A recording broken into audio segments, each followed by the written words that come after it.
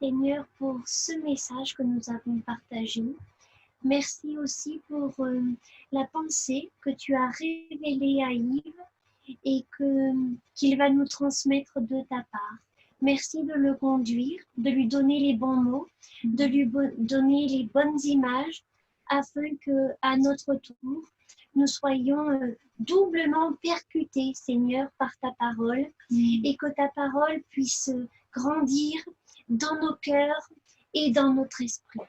Je te rends grâce, Seigneur, pour la révélation que tu as permise et que tu as ton illumination à ton serviteur Yves et que nous soyons réceptifs, Seigneur, pour t'écouter et recevoir ce que tu veux nous transmettre ce matin. Je te rends grâce et je te loue. Amen. Amen. Alors, ce que je vais vous partager, c'est curieux parce que je me suis dit, Seigneur, mais pourquoi tu veux que je parle de cela?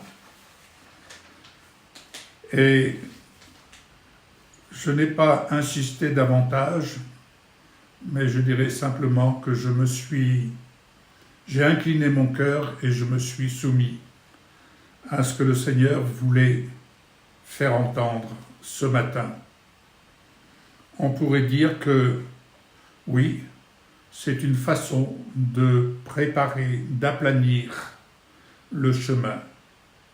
C'est une façon aussi de reconnaître que le Seigneur opère dans le cœur de chacun et qu'il opère sur cette plateforme. C'est une façon également de ne pas oublier que, bien entendu, nous ne sommes pas dans le cadre d'un rassemblement comme nous avons pu connaître dans nos églises, et qui était toujours, durant les cultes, il y avait ce qu'on appelait le service de la Sainte Seine, service d'offrande, etc. Et la question a surgi dans mon cœur. Aimez-vous donner? C'est toute la question que j'ai reçue. Aimez-vous donner? Alors, on pourrait se dire, ah mais ça je connais. Ça je connais. J'ai déjà tellement entendu. Mais ce matin, ce que je voudrais vous faire entendre, c'est la parole. Tout simplement. Parce que nous ne devons pas marcher sur un pied, mais sur deux pieds. Nous ne servons pas simplement d'une main, mais de deux mains. Et nous ne devons pas perdre la vision dans cette traversée que nous vivons. Cette traversée que nous vivons dans le temps présent et celle qui se projette devant nous, nous ne devons pas oublier. Aimez-vous donner? Ce n'est pas Yves Gravé qui pose la question, mais c'est tout simplement notre Père qui nous pose la question. Et à cette question, chacun peut lui répondre, à lui, pas à moi, mais à lui, tout simplement. Alors pour ce faire, je vous invite à venir dans Deutéronome 15, à partir du verset 7. Le verset qui est à souligner, c'est le verset 10, mais j'ai à cœur que l'on lise à partir du verset 7. Deutéronome 15, verset 7. S'il y a chez toi quelque indigent d'entre tes frères, dans l'une de tes portes, au pays que l'Éternel, ton Dieu, te donne, tu n'endurciras point ton cœur, et tu ne fermeras point ta main devant ton frère indigent. Mais tu lui ouvriras ta main, et tu lui prêteras de quoi pourvoir à ses besoins. Garde-toi d'être assez méchant pour dire en ton cœur, la 7e année, l'année du relâche, approche. Garde-toi d'avoir un œil sans pitié pour ton frère indigent et de lui opposer un refus. Il crierait à l'Éternel contre toi et tu te chargerais d'un péché. Donne-lui, et que ton cœur ne lui donne point à regret, car à cause de cela, l'Éternel, ton Dieu, te bénira dans tous tes travaux et dans toutes tes entreprises. Amen.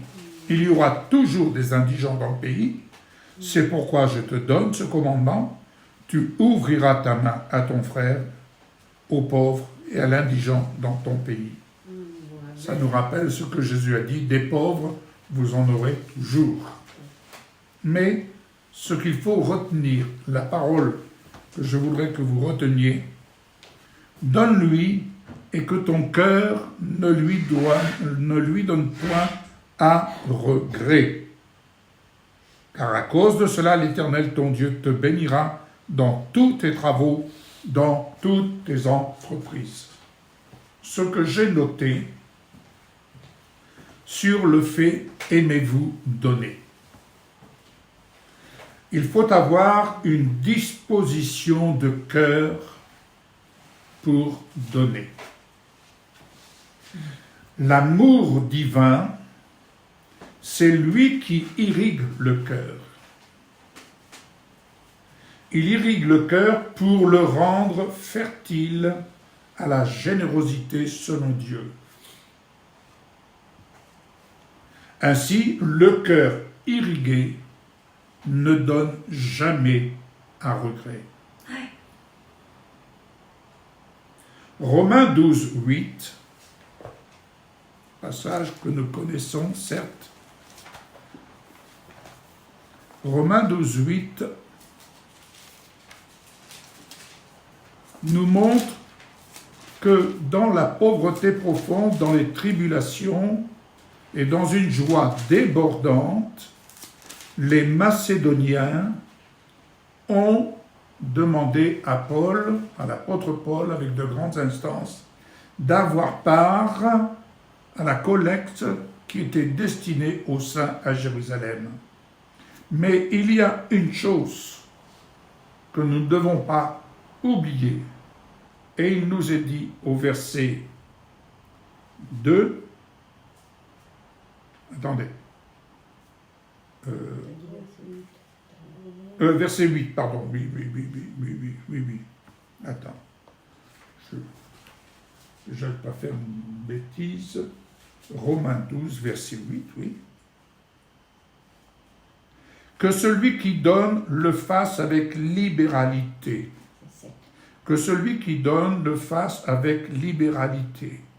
Mais il y a quelque chose, c'est que les Macédoniens se sont donnés d'abord eux-mêmes au Seigneur. C'est dire qu'il y a une différence quand c'est moi qui donne, mais quand c'est l'œuvre du Seigneur dans mon cœur, dans ton cœur, et qui t'insuffle le désir de sa volonté de donner.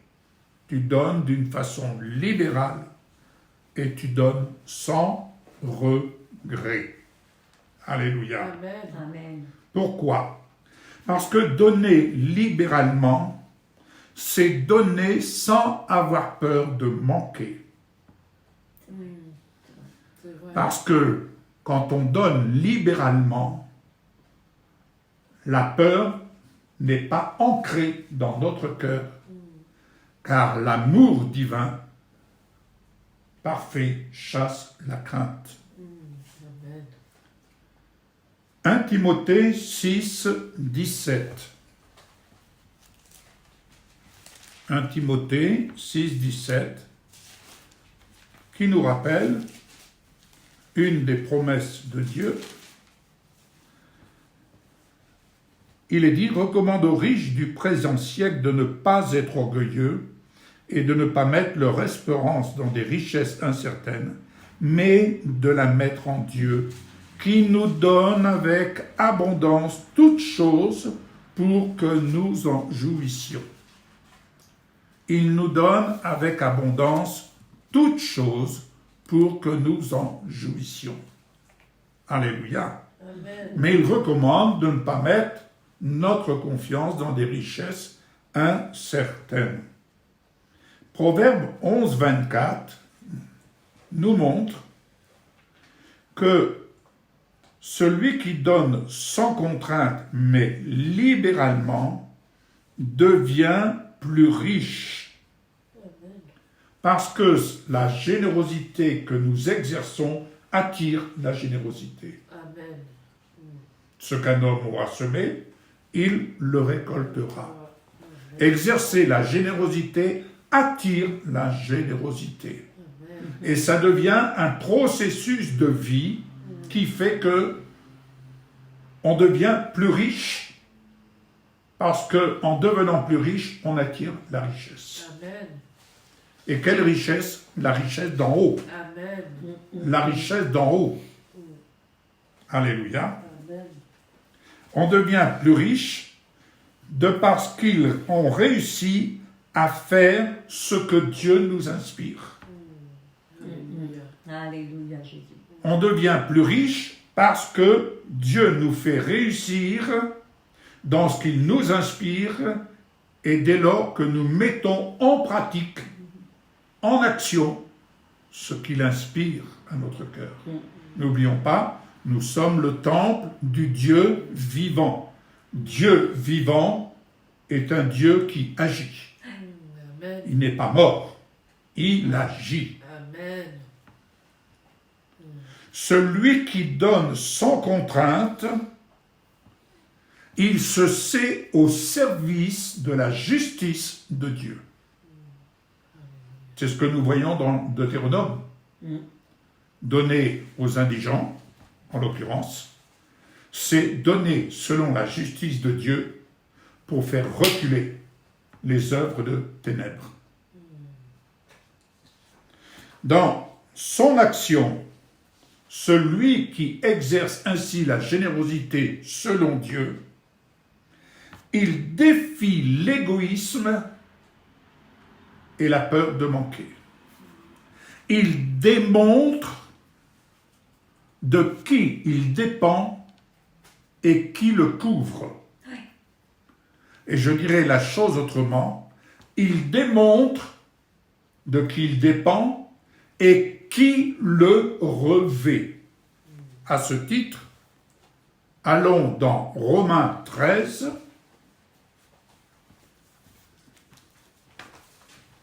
Romains 13,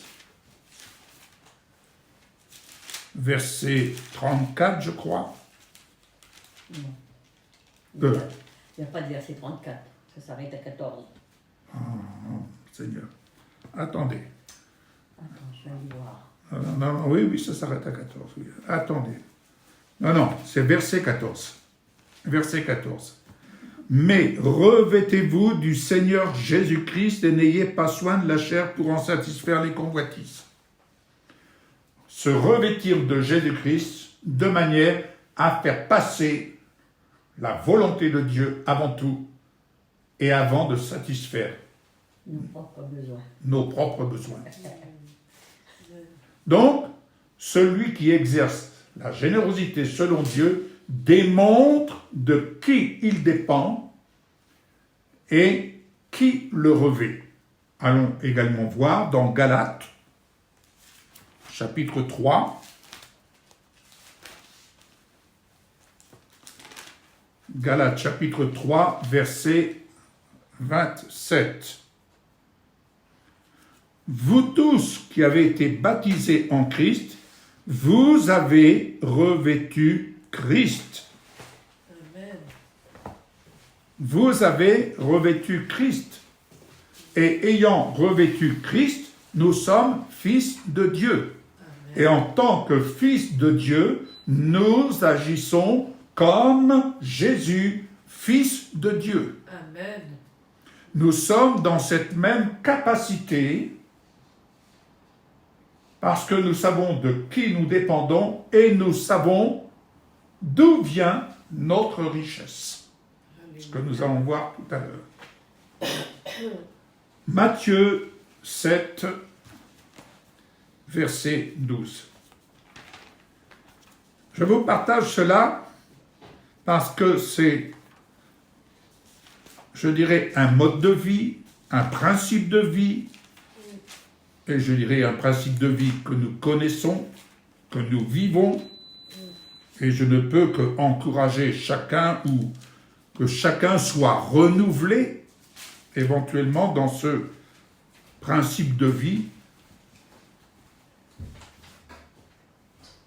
7, verset 12, il nous est dit « Tout ce que vous voulez que les hommes fassent pour vous, faites-le de même pour eux, car c'est la loi et les prophètes. Amen. » Alléluia. Amen.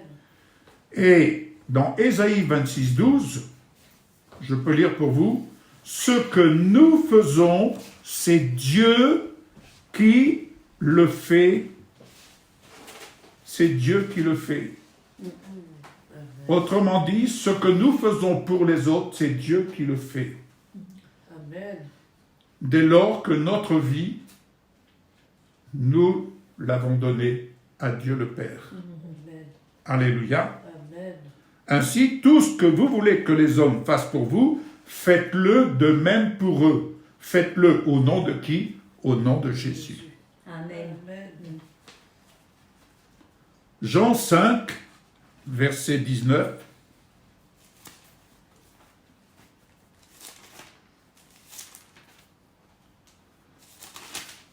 Parce que le fait d'être sur une plateforme n'exclut pas le fait de donner à Dieu, de rendre à Dieu ce qui lui revient. Amen. Alléluia. Amen. Amen.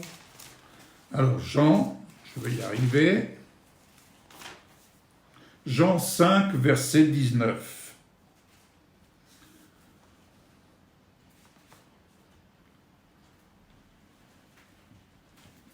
Où est-ce que je suis? Oui, voilà.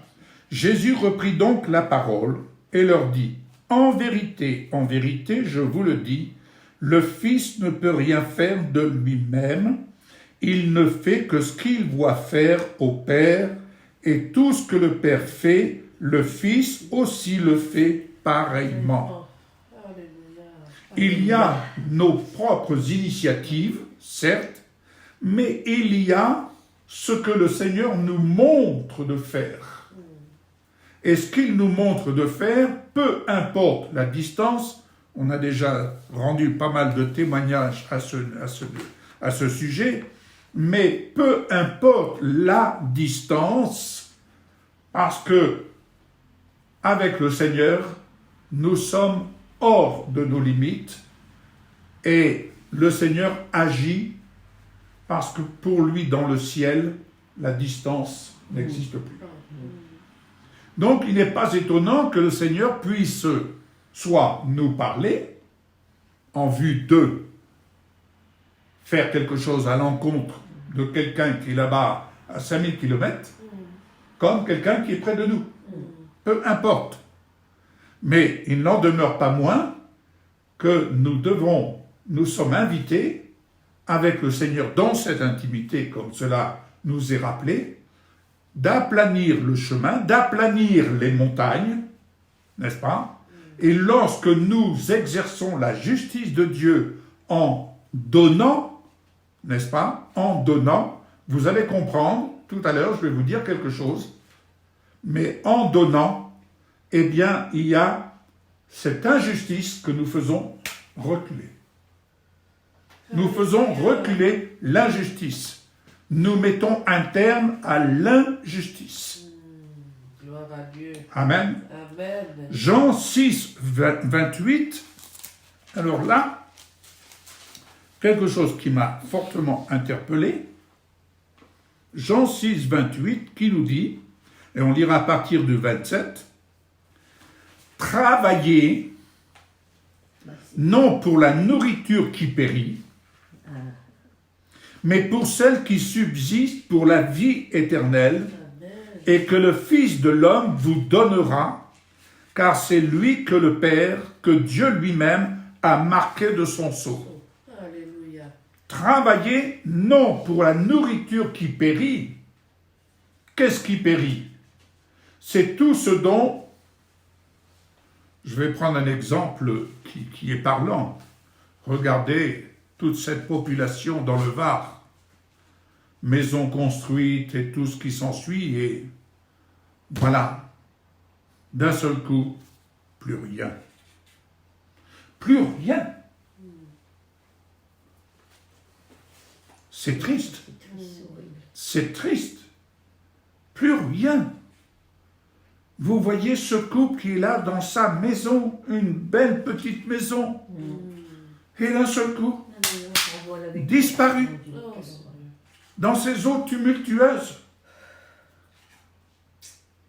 Alors, cela ne veut pas dire que les gens ne doivent plus construire, c'est pas mon propos. Mais ce que je veux dire, regardez d'un seul coup, plus rien. Je voyais l'autre jour dans un documentaire, le journaliste faisait l'éloge de ces grands barrages dans certaines vallées, et je me disais, c'est la construction des hommes. Certes, c'est beau, mais j'imagine un barrage qui cède. Là, il y a une digue qui a cédé. Un barrage qui cède, voilà un village qui disparaît. Cela est arrivé dans l'histoire. Un village qui a disparu totalement sous les eaux. Il faut savoir pourquoi nous travaillons, quelle est la priorité, pourquoi nous travaillons. Si le Seigneur bénit notre travail, il le bénit d'autant plus que nous savons qu'il est celui qui nous offre ce travail et que le travail est une bénédiction. Mais faut-il qu'il y ait le juste retour des choses? Rappelez-vous, je vous ai dit, la générosité selon Dieu que nous exerçons appelle, attire la générosité. Amen. Alléluia. Amen. Colossiens 3.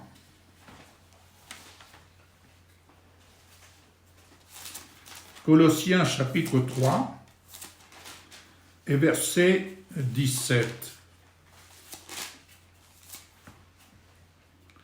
Et quoi que vous fassiez en parole ou en œuvre, faites tout au nom du Seigneur Jésus, en rendant par lui des actions de grâce à Dieu le Père. Reconnaissance.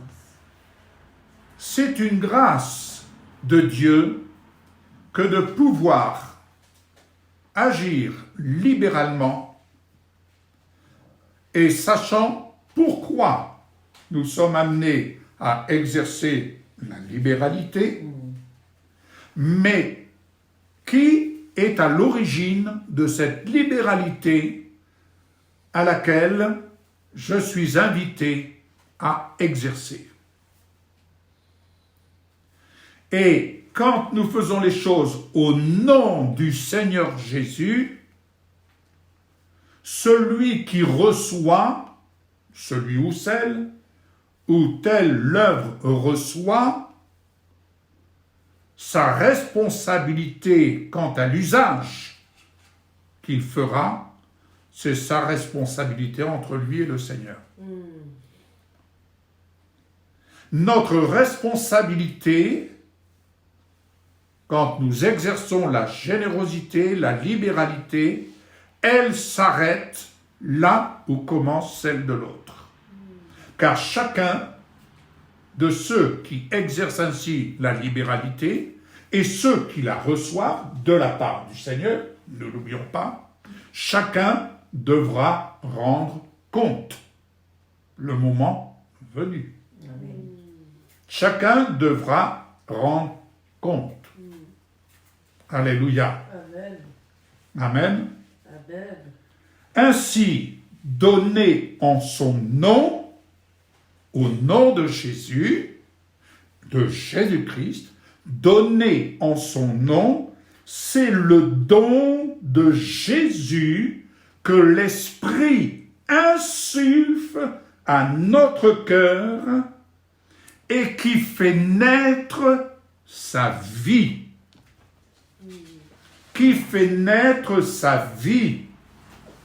Autrement dit, notre don, notre libéralité, mais j'emploierai ici notre don, vous allez comprendre pourquoi, est l'œuvre qui naît en nous.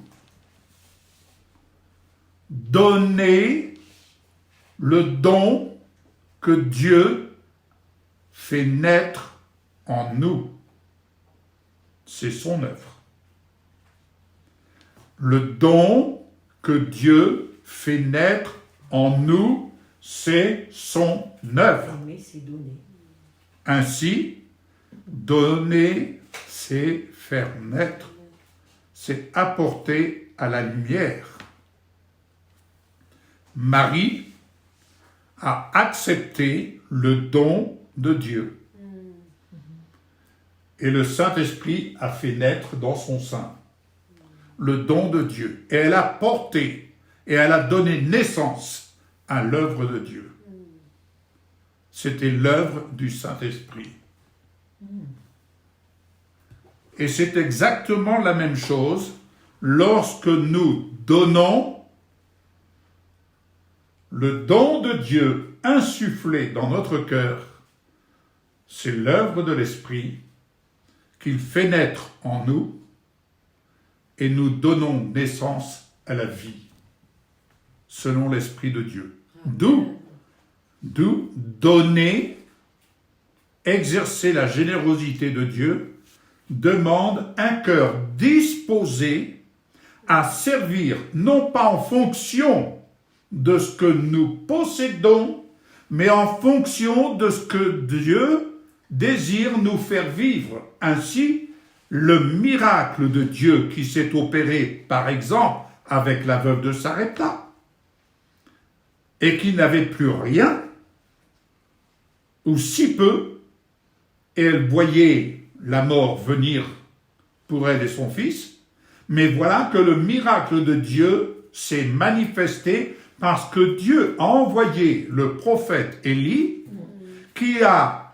aidé cette femme à exercer la générosité selon Dieu. Selon Dieu. Et obéissant à la parole prophétique, la farine et l'huile n'ont point manqué dans sa maison, en période de famine. C'est dire que dans notre traversée, bien-aimés, ce que demain sera pour nous, ce que nous traverserons et ce que nous aurons à traverser, n'oublions pas ce que nous faisons aujourd'hui de la part du Seigneur et au nom de Jésus, demain nous le retrouverons selon la forme de nos besoins auxquels nous pouvons être confrontés. C'est dire que ce que nous faisons aujourd'hui, c'est aussi se projeter pour nos lendemains. Amen. Amen. On se projette pour nos lendemains. Amen. Et ainsi, la richesse de Dieu est un ruisseau de bénédiction sous toutes ses formes, selon la forme de nos besoins et aussi selon la forme des besoins des autres. Alléluia. Alléluia. Amen. Amen. Donc, pourquoi donner? En fait, pourquoi donner? Comme je l'ai dit tantôt, déjà pour exercer, être au service de la justice de Dieu. Amen. Amen. Bon. Allons voir dans AG 2:8. Ça aussi, vous allez dire, on connaît. Oui, on dit connaître, mais nous ne connaissons que ce que nous vivons. N'oublions pas, nous connaissons ce que nous vivons. Ce n'est pas une question de connaître dans notre mémoire. Nous connaissons ce que nous vivons, et ce que nous vivons, c'est ce qui nous rassure, ce qui nous donne de l'assurance. Alléluia. Alors, AG 2:8, j'y arrive, je tourne les pages de ma Bible que j'aime. Alléluia. Alléluia. Amen. Écoutez donc. On veut aplanir le chemin. Nous voulons aplanir les montagnes. Eh bien voilà. Lisons à partir du verset 7. C'est l'Éternel qui parle. J'ébranlerai toutes les nations. les trésors de toutes les nations viendront. Et je remplirai de gloire cette maison, dit l'Éternel des armées. Je remplirai de gloire cette maison, dit l'Éternel des armées. Quelle maison? Vous savez, la maison de notre pays, la maison de France, elle est remplie de dettes. Oui, c'est vrai. Oui. L'opulence des uns, les maisons et tout ce qui s'ensuit, oui, mais n'oublions pas que notre pays et le peuple de France vit à crédit. Oui. Et que nos petits-enfants qui viennent, On va devoir payer la dette. ils naissent avec une dette sur la tête. leur tête. C'est vrai. C'est ça. Mieux vaut le peu avec la paix que l'abondance avec beaucoup de problèmes. Merci. Ça, il ne faut pas l'oublier. Mais le Seigneur dit, je remplirai de gloire cette maison, dit l'Éternel des armées. Quelle maison? Celle que les hommes veulent construire pour se représenter, j'ai bien dit pour se représenter le ciel sur la terre, ou cette maison qui est faite de ces pierres vivantes Ouais. qui vont se rejoindre sur la montagne pour être cette maison spirituelle, cette maison dont le Seigneur dit, je remplirai de gloire cette maison, dit l'Éternel des armées. Seigneur. Non, c'est excitant. C'est excitant. C'est excitant, mes amis. Je répète, je remplirai cette maison, je la remplirai de gloire, dit l'Éternel des armées. Mais cette maison, suivons bien et reprenons les messages que nous entendons, les paroles qui nous sont servies. Alléluia, oui, c'est percutant. C'est percutant. Oh Seigneur Jésus, cette maison, bien-aimée, là, je regarde cette plateforme, vous êtes là, nous sommes là ensemble, pierre vivante, appelée à nous rendre sur le haut de la montagne, pas au milieu de la montagne, sur les lieux élevés, là où le Seigneur nous donne rendez-vous et il nous dit, monte ici, monte encore. Monter, cela veut dire détourne ton regard du bas. Je vais vous dire une petite anecdote. Vous savez, j'ai le vertige. Et quand il m'est arrivé de suivre mon beau-frère qui faisait du cyclotourisme, et quand il faisait la montagne, je conduisais la voiture, lui il était sur son vélo, et j'avais Michel qui était avec sa sœur derrière, dans la voiture. Je conduisais. Mais alors, pour ne pas avoir le vertige sur les chemins, n'est-ce pas, au lieu de regarder en bas, vous savez, je regardais à droite le rocher. Donc, vous ne voulez pas avoir le vertige, regardez le rocher. Si vous ne regardez pas le rocher, vous allez avoir le vertige et vous risquez de louper vos virages. Y a-t-il une fois, le Seigneur m'a exaucé. Ah tiens, je vais vous raconter cette anecdote. Vous allez comprendre. Nous avons monté le Galibier. Le Galibier.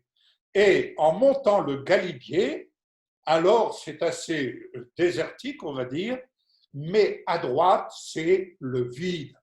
Et monter. Et mon beau-frère montait cela en vélo. Mais sur la gauche, il y avait, je ne sais pas, peut-être, je ne vais pas exagérer, mais au moins 3 mètres de neige. 3 mètres de neige. La route était dégagée. Et je me suis dit, waouh, waouh, waouh, il va falloir redescendre ce col. Lorsque nous sommes arrivés en haut, nous avons bu un bon chocolat, nous nous sommes réchauffés, et d'un seul coup, je vois un brouillard qui se lève. Oh, le Seigneur était bon avec moi, parce que pour redescendre le col, j'étais dans la nuée. Je ne voyais pas le vide. Je ne voyais pas le vide. Le Seigneur était bon, vraiment. Je vous assure, j'avais des actions de grâce qui s'élevaient secrètement, car je ne voulais pas avouer que j'avais le vertige. On roulait à 20 quand même. Mais on roulait doucement, n'est-ce pas? À 20. Et on me disait, mais qu'est-ce qu'il est prudent? Ah oui, oui, prudence oblige. Mais j'étais dans la nuée. Et dans la nuée, n'est-ce pas?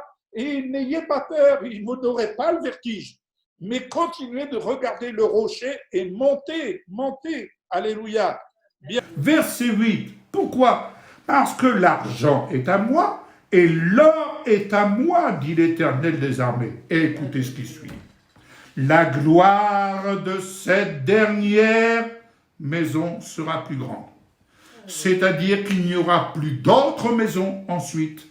C'est la gloire de cette dernière maison sera plus grande que celle de la première, dit l'Éternel des armées.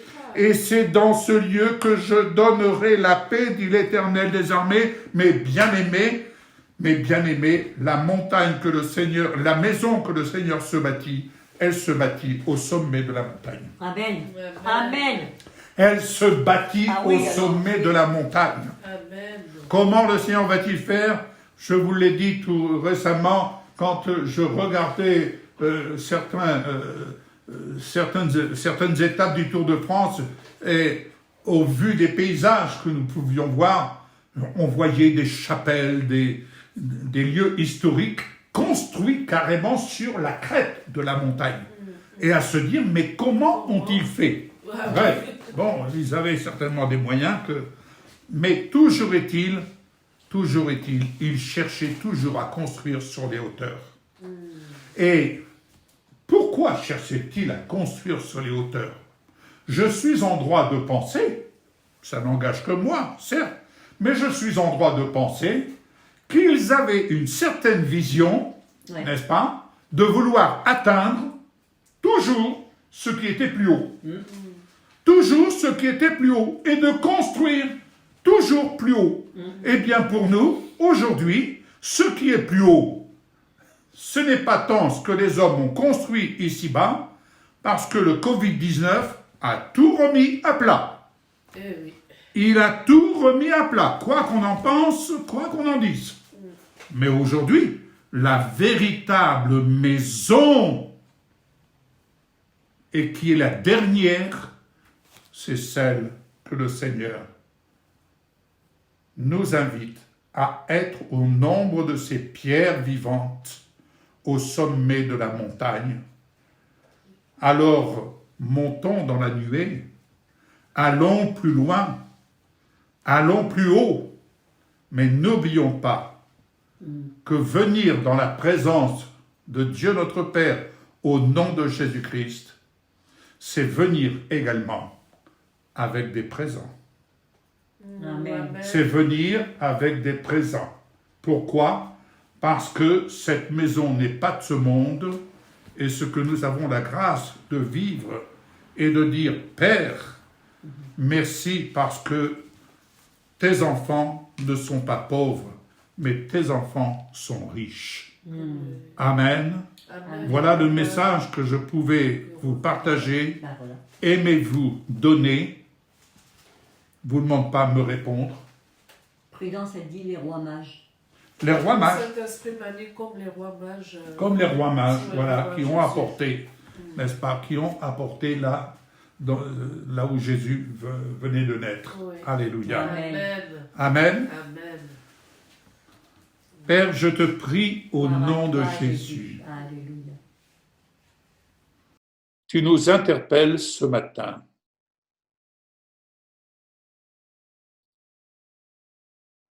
Tu nous interpelles ce matin. Ta parole est comme un marteau. Et nous sommes percutés par ta parole.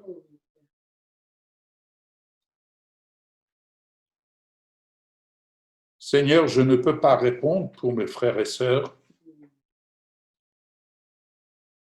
mais merci pour l'œuvre de ta générosité, Amen. celle dont tu nous fais grâce Ouais, c'est vrai, Seigneur. d'exercer à titre personnel, mais aussi au niveau de ton œuvre, celle dont tu nous as confié et celle dont tu nous fais grâce de gérer judicieusement. Je te remercie pour l'œuvre de la libéralité que tu insuffles dans le cœur de chacun d'entre nous. Merci d'avance, Seigneur notre Dieu, au nom de Jésus. Car c'est toi qui, par le Saint-Esprit, fais naître ta vie, qui fait naître le don, et ce don qui donne naissance à l'œuvre que tu opères pour donner la vie, pour semer la vie. Au nom de Jésus, au travers de ce que nous venons de partager et que nous allons servir sur les réseaux sociaux, un grand nombre soit ainsi touché, percuté dans leur cœur. Au nom de Jésus-Christ. Amen. Amen. Amen. Si vous me permettez, je voudrais venir apporter une petite pierre à tout ce qui a été dit sur un verset. Lorsque Moïse a été sur la montagne, à la fin, donc on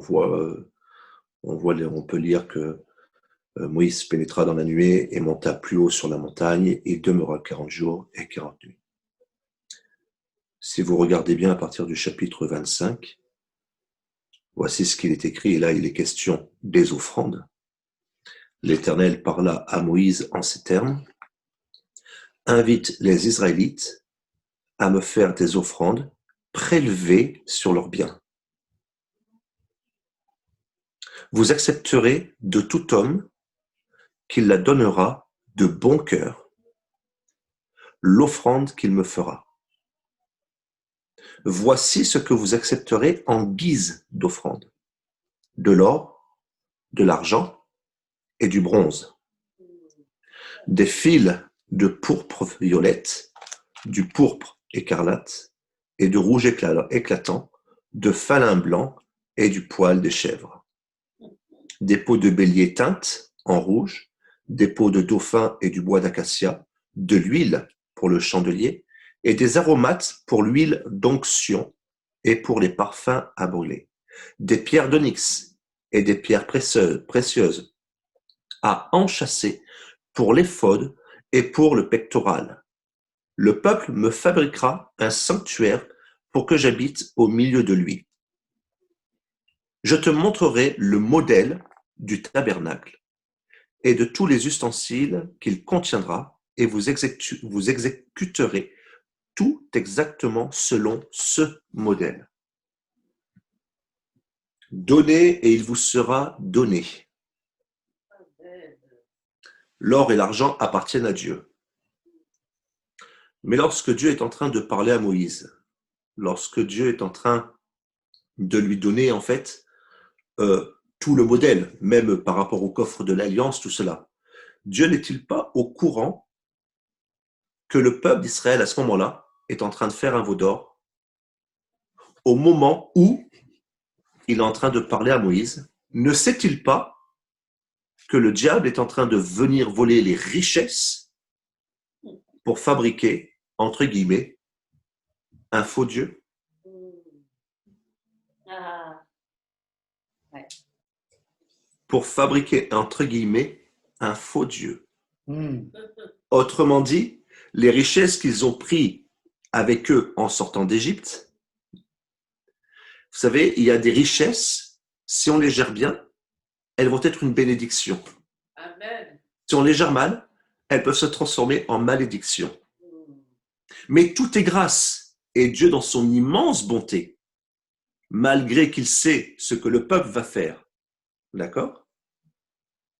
Il est en train de venir donner une ligne de conduite au peuple afin de se faire pardonner. Ce que vous avez été, je paraphrase, ce que vous avez été capable de donner à ce faux Dieu, tout l'or que vous avez été capable de fondre. Voici ce que vous allez faire pour mon tabernacle. Je cite, invite les Israélites à me faire des offrandes, pas une offrande, des offrandes, prélevées sur leurs biens. Prélevées sur leurs biens.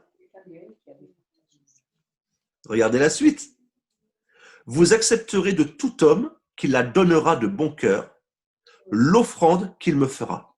Voici ce que vous accepterez en guise d'offrande: de l'or, de l'argent et du bronze, du fil de pourpre violette, etc., ainsi que des pierres précieuses.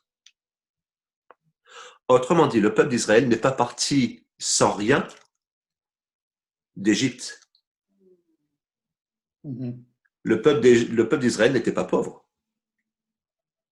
Ils ont certes erré dans le désert, mais ils n'étaient pas pauvres. Ils étaient dans une situation inconfortable, ils dormaient dans des tentes, certes, mais ils n'étaient pas pauvres. D'où est-ce que venait cet or, cet argent, ce bronze? D'où est-ce qu'ils pouvaient avoir eu toutes ces pierres précieuses, si ce n'est en Égypte? Donc Dieu leur a fait grâce de partir avec des richesses. D'accord? Amen. Mais s'ils n'avaient pas été en captivité, ils n'auraient pas pu avoir ces richesses. Alléluia. Ils n'auraient pas pu. Et je vous dis que c'est vraiment l'Esprit de Dieu, que l'Église entend ce que l'Esprit de Dieu est en train de dire à l'Église. Oui. Et hier, l'enregistrement traitait sur le même thème. Hier, l'enregistrement que j'ai fait hier soir pour le culte traitait du même thème, les actions de grâce. Amen. Alléluia. Les actions de grâce. Nous avons des richesses, certes. Ne donnons pas n'importe comment, donnons selon l'Esprit de Dieu. Amen. Amen.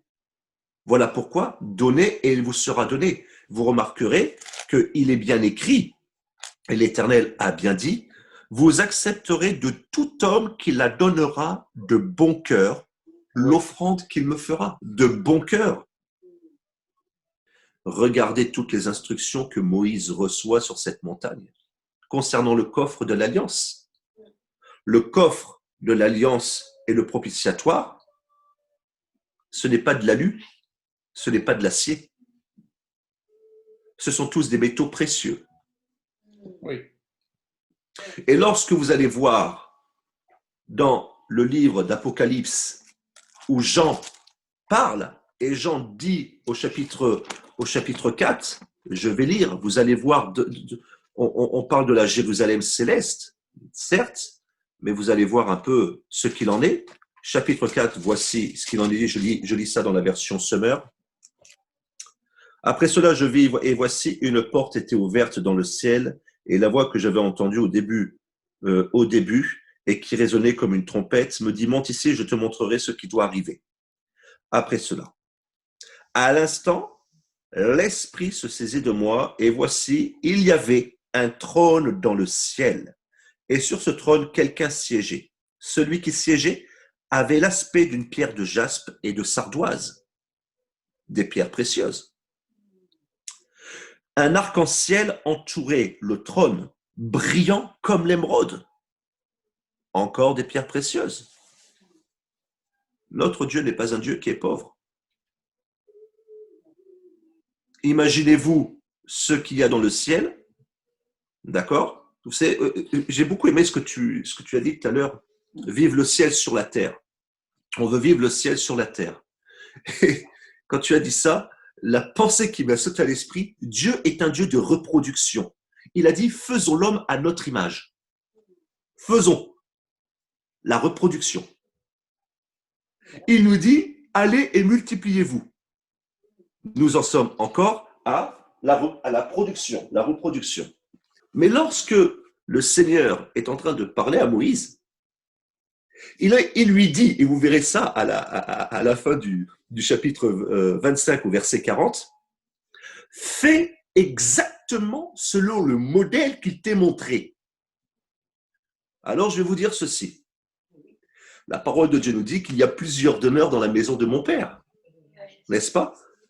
Ce que tu es en train d'investir sur cette terre, en fait, c'est ton compte offshore au ciel, comme disait Papy Joe, c'est ta maison céleste que tu es en train de construire. Amen. De bâtir. On reproduit.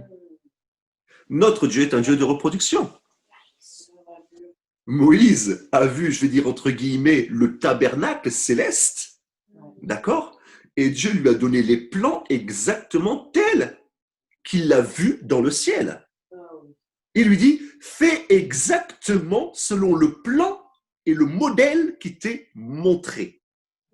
Autrement dit, Moïse est en train de voir ce qu'il y avait dans le ciel. Moïse est en train de voir le tabernacle. Moïse est en train de voir l'arche de l'alliance. Et le Seigneur lui disait de reproduire le ciel sur la terre. Et on est là avec ce chant que vous connaissez tous. Je veux vivre le ciel, étant sur la terre, je veux vivre le ciel. Voulons-nous réellement vivre le ciel? Mais pour réellement vivre le ciel, il nous faut monter sur cette montagne afin de recevoir le plan divin de Dieu pour nous le reproduire sur cette terre, tout simplement. Voilà. Amen. Amen. Et il en est ainsi de vos finances. Ouais. Il en est ainsi de nos finances. Tout ce que tu feras, tout ce que tu vas venir faire sur cette terre, d'accord, en fait, tu es en train de l'investir dans le ciel. Amen. Amen. Voilà pourquoi le Seigneur nous dit, aspirez aux choses d'en haut et non à celles d'en bas. Tout simplement. Voici ce que je voulais vous apporter. La générosité reproduit la générosité. C'est ça même. Tout simplement. Alléluia. C'est pas merveilleux, c'est pas une bonne nouvelle, ça, mes amis. C'est pas une bonne nouvelle. Gloire à Dieu. Alléluia. Gloire à Dieu. Gloire à Dieu. Amen, amen, amen. Père Céleste, nous te bénissons et te rendons grâce pour ces merveilleuses paroles que tu nous as données, Seigneur. Oui, Seigneur, tu nous as montré un modèle à suivre, Seigneur.